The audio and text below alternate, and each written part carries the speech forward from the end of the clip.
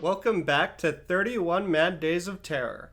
As always, I'm your host, the titular Mad Silence. I hope you're excited, because this is the first installment of the year where I'll probably piss a lot of people off. 1960s Peeping Tom is one of Martin Scorsese's favorite movies. I, however, find it pretty goddamn mediocre. Releasing the same year as Psycho, with their debuts only separated by a few months, Peeping Tom is about a photographer and camera operator who not only has a penchant for voyeurism, but also murdering women he takes a liking to. What a swell guy. Now the plot and setup are great. Hell, the movie can even be pretty damn tense and creepy. However, there's a problem. The women in this movie are all completely brain dead. And because of that, the film becomes infuriating.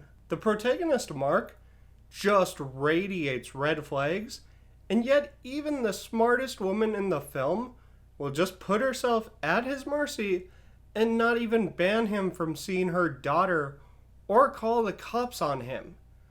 Hell, as the movie goes on, he gets sloppier and sloppier, to the point the only reason he isn't immediately caught is because everyone else surrounding him is completely oblivious. It doesn't help that despite being controversial for its time, not only does it feel tame by today's standards, but I'd even argue Psycho feels more daring and explicit. Some risque pictures of women do not shock great. Unless you were in the UK in 1960, apparently. Also, it doesn't help that while it's been credited as the first film to use the killer's POV, both The Lodger and Hangover Square did it around 15 years earlier. This is a thriller that wants you to sympathize with the murderous Mark, and yet cheer for the woman, Helen, who he falls in love with. Yet I found myself unmoved by either.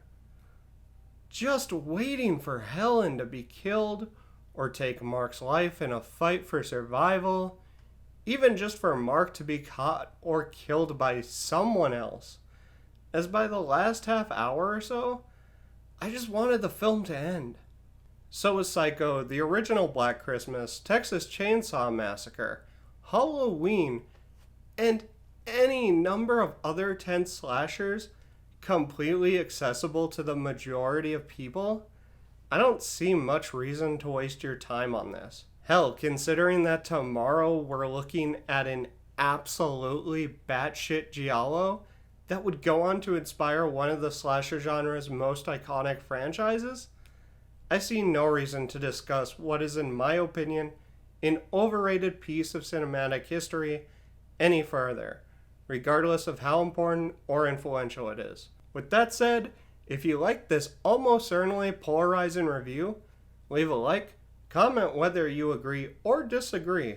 Hell, maybe even subscribe, and I'll see you back here for the fourth entry of this marathon. Until then, this is Mad Silence, signing out.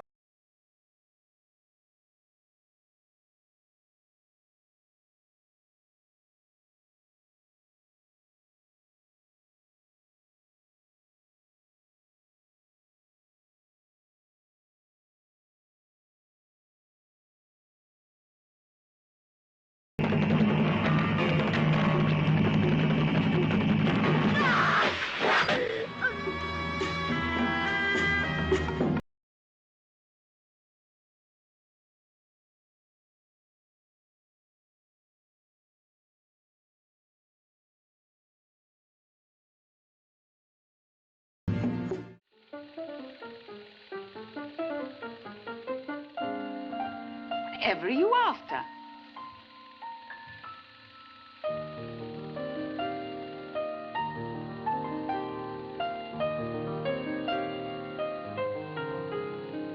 Naughty boy, I hope you were spanked.